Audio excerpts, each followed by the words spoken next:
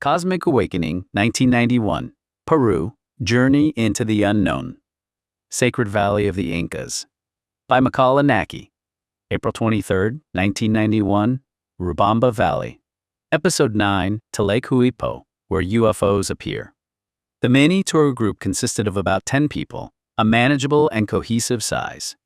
Peruvian folk music drifted from an old cassette player, and amidst a cheerful, warm atmosphere, the bus traced our route back from Cusco, toward the lake where UFOs were said to appear. Returning to that region stirred up a flicker of anxiety. What if the exact same phenomenon happens again, but having missed the scenery along the drive earlier? I leaned out the window and thoroughly savored the natural air of the Urubamba Valley. Back then, smartphones didn't exist, nor was Google or research as effortless and instantaneous as it is today. The only information we possessed came from Carlos and Alex. Casual mentions that the area was famous for UFO sightings, along with personal anecdotes from Alex. Even those weren't terribly detailed. They were simply recollections of sights he had witnessed as a child. The Urubamba Valley is home to several lakes known for frequent UFO sightings, with the most famous being Lake Huaypo, Laguna de Huaypo. This lake is renowned among locals and tourists alike for numerous reports of mystical phenomena and UFO sightings. Over the past few decades, many UFO sightings have been reported around Lake Huaypo. Most witnesses have testified to seeing strange lights and flying objects over and around the lake at night. Beyond UFO sightings, reports also speak of mysterious phenomena and strange sounds echoing near the waters, leading some to believe that some form of energy or magnetic field is tied directly to the lake itself. Lake Huaypo is steeped in numerous legends surrounding the ancient Inca civilization and preceding cultures. Local residents view the lake as a sacred site, believing that spirits and deities dwelling within possess mysterious powers. Those spirits and gods might very well have been extraterrestrials. Lake Huaypo is also adorned with various myths and legends. The lake spirit, Yaku Mama. Yaku Mama is a water spirit said to inhabit Lake Huaypo, often referred to as the Mother of Waters. She is revered as the guardian of the lake, protecting its waters and bestowing blessings upon the local people. Taking the form of a gigantic snake living within the depths, Yaku Mama possesses the power to control the lake's waters. She is said to provide water to travelers and animals in need, quenching their thirst. Conversely, those who fail to show proper respect to Yaku Mama are said to have their water taken away, bringing droughts upon the land. The legend of the sunken village. A legend claims that a village once existed at the bottom of Lake Huaypo, and that this settlement incurred the wrath of the gods due to the wicked behavior of its inhabitants, causing it to be submerged. According to lore, the villagers grew arrogant, drowning in abundance while forgetting to give thanks to the gods. One day, accompanied by a sudden storm, the lake's water level rose rapidly, swallowing the entire village. Even today, the sound of church bells can occasionally be heard rising from the lakebed on quiet nights, said to belong to the sunken village's church. The legend of the sacred spring. The waters of Lake Huaypo are said to well up from a sacred spring, believed to possess special healing powers. According to legend, during the ancient Inca era, Lake Huaypo was a place filled with the sacred spring water bestowed by the gods. Miracles such as curing illnesses and healing injuries were said to occur by drinking the lake water, drawing many pilgrims to the site. Even today, locals hold the lake's waters sacred, utilizing them as a venue for special rituals and prayers. In recent years, UFO enthusiasts and tourists seeking spiritual experiences have increasingly visited Lake Huaypo. The bus began climbing the road toward the plains. Below, the entire Urubamba Valley gleamed green in the clear air, and a gentle breeze brushed comfortably against our cheeks as we passed. To bring the bus closer to the lake, we turned onto a side route, bumping up and down along a narrow, unpaved cart track. The erratic bouncing of the bus felt strangely comical, like stepping to a rhythm, and we laughed heartily, thoroughly enjoying ourselves. The bus parked on a narrow, muddy path about 500 meters from the shoreline, with meadows stretching out before us leading directly to the lake. We walked toward the water all along a narrow animal track-like path flattened by trodden grass. About 10 meters in, my body suddenly began to feel heavy, and a piercing ache flared up in my chest once more. My body felt abnormally heavy, as though pulled downward by a powerful magnetic force rising from the earth. Saki, walking ahead of me, Naoko, and the female participant following behind me, all experienced the exact same sensation. Dragging our gravity-heavy bodies forward while gasping for breath, we finally managed to push through that magnetic field. Though both our physical and mental energy were thoroughly depleted by the ordeal, the sprawling green landscape opening up before our eyes instantly banished any trace of fatigue. The advance party walking ahead of us had already reached the shoreline, dipping their hands into the water and inspecting the roadside grass before heading back toward us. Though brief, everyone enjoyed themselves by the water's edge in their own way. Among them, one young woman who danced playfully with the wind without caring about onlookers left a deep impression on me. I envied how honestly she could express her feelings like an innocent young girl, no matter where she was, appearing to live entirely true to her own heart. She was the freest person there, standing at the center of her own world.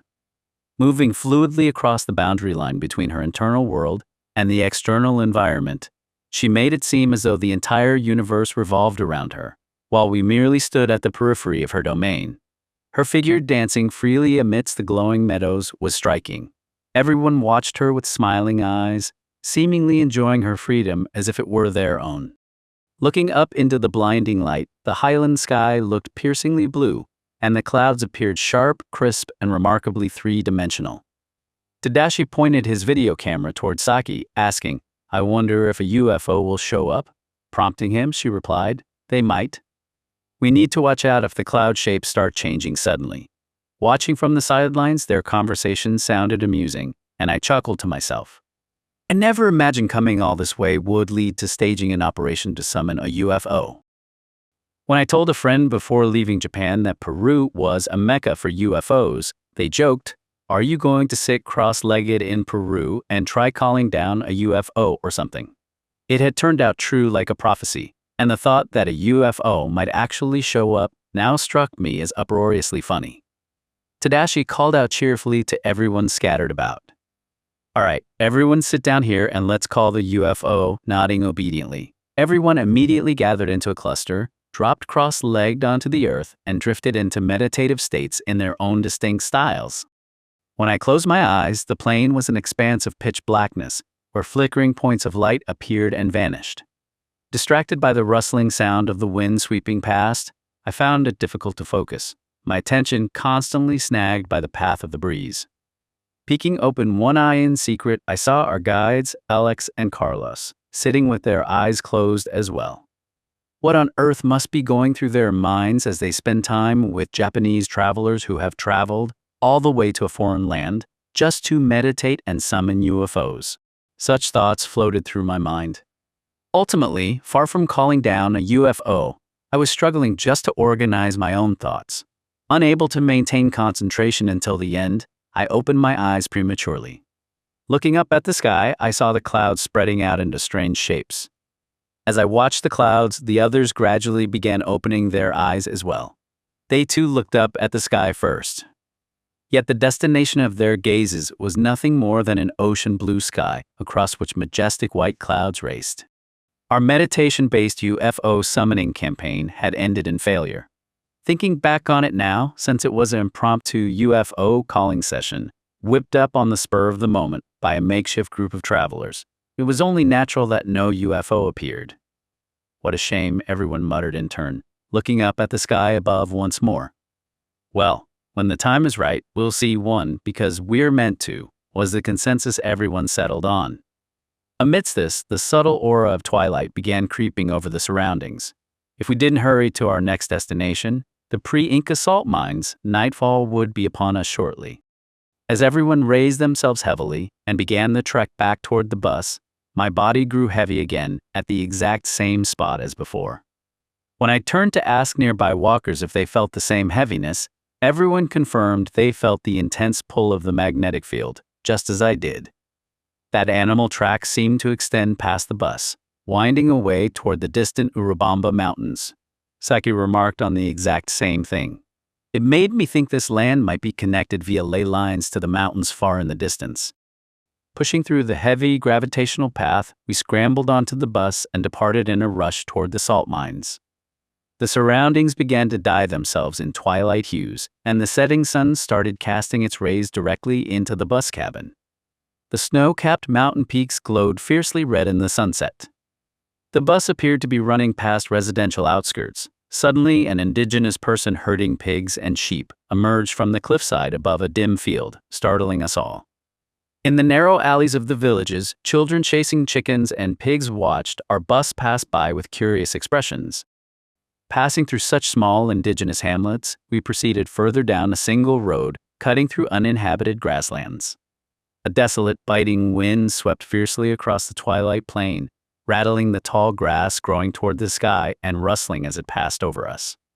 The Salinas de Maras salt mines of Maras, located near the Urubamba Valley, are a renowned tourist attraction in the Peruvian Andes. Situated about an hour's drive from Urubamba and roughly 40 kilometers from Cusco, these salt pans have been in continuous operation since the Inca era. For centuries, local families have managed the site, maintaining traditional salt harvesting methods to this day. The salt mines consist of approximately 3,000 small salt evaporation ponds cascading down a mountain slope. These ponds are separated by stone and mud walls, with each individual basin functioning as an independent salt pan. Saline water is channeled from an underground water source to fill the ponds. As the sun's heat evaporates the water, the salt crystallizes. This process takes several weeks until the salt properly crystallizes, after which it is harvested entirely by hand.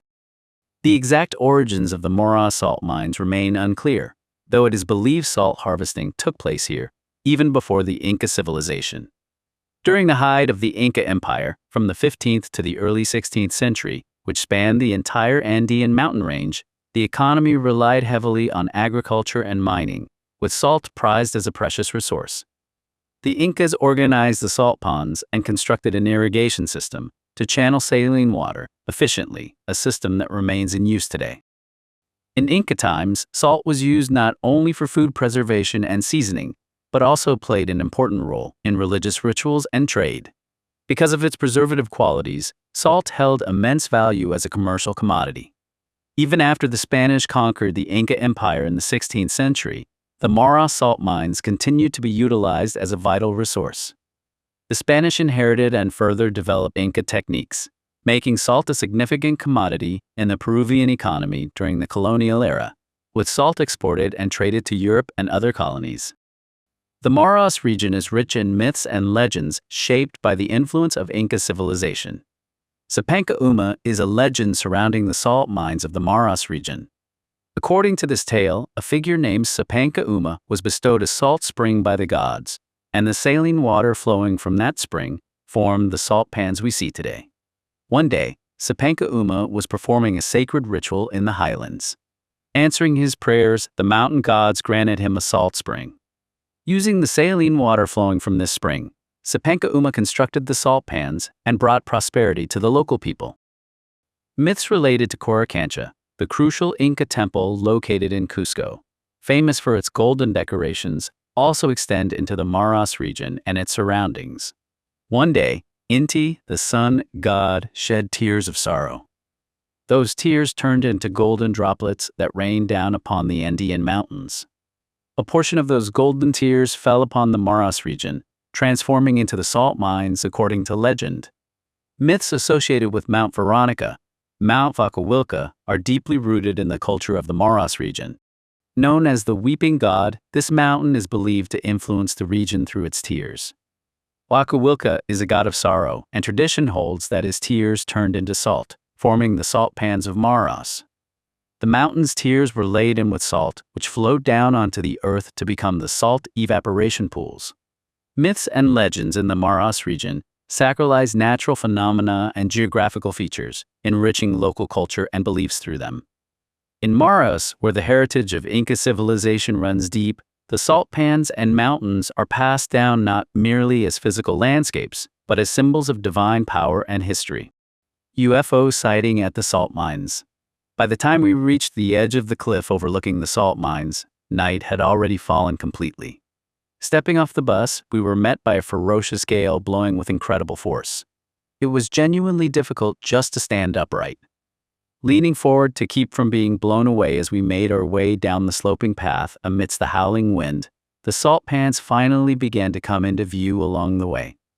Constructed prior to the Inca civilization, the salt mines effectively utilized the slope of the valley, cascading like irregular terrace fields all the way from the top of the incline to the bottom. The depths of the valley stretched on for several kilometers, with the salt pans continuing endlessly along its length.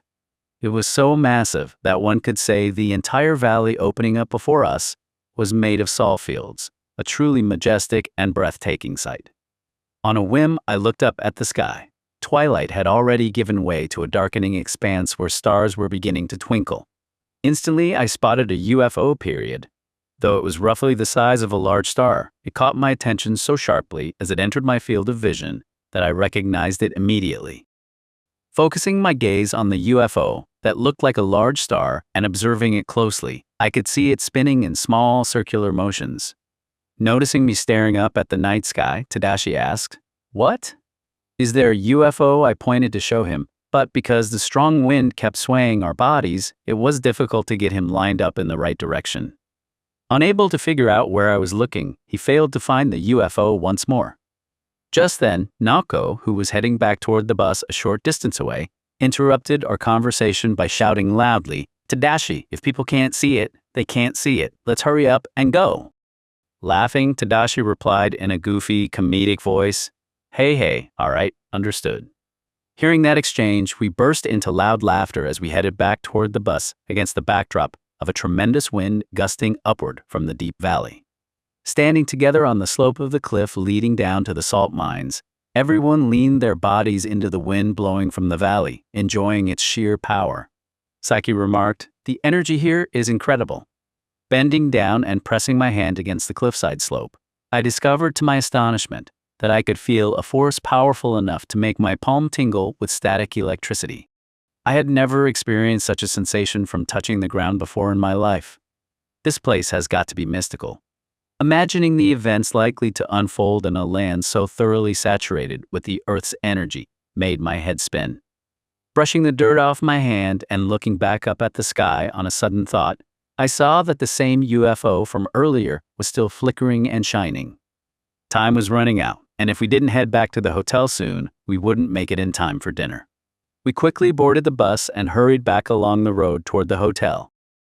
As we drove back across the plains, I looked out through the window, and through the wide glass of the driver's windshield, I spotted a particularly brilliant star shining above the mountains. Someone shouted, "It's a UFO!" Instantly, the atmosphere inside the bus transformed into a full-blown UFO hunting competition. Everyone raced to be the first to spot one. A female passenger sitting near the front of the bus pointed to the bright object above the mountain and exclaimed, "I finally found it. There's another one over there," spotting a second UFO period. Following that, one person after another began confirming the same UFOs. Seeking confirmation, Tadashi asked Carlos, "Is that a star?" To which Carlos replied tentatively, "It looks like a star." Shortly after, Tadashi finally managed to spot the star-like shining UFO and said, I see it. That's it. It's moving like crazy."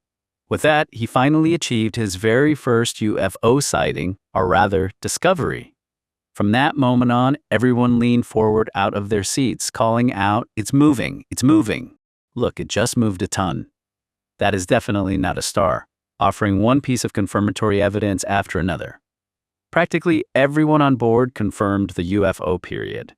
The search for UFOs continued without a break, all the way until we arrived back at the hotel. This was a mystical land, and without a doubt, it was a true mecca for UFOs. To be continued. Watch and listen. Watch the cinematic video trailer. Listen to the full podcast now. Explore the archive Cosmic Awakening Volume 1, 1991, Peru, Journey into the Unknown. Sacred Valley of the Incas. Volume 2, Ascension 2012, The Golden Alchemy. Part 3, The First Contact. Join the journey. New episodes drop periodically. Each chapter delivers a tight, hyper-focused 10 to 30-minute hit of real-life experiences, perfect for your daily plunge into consciousness exploration. Subscribe to support your inner development.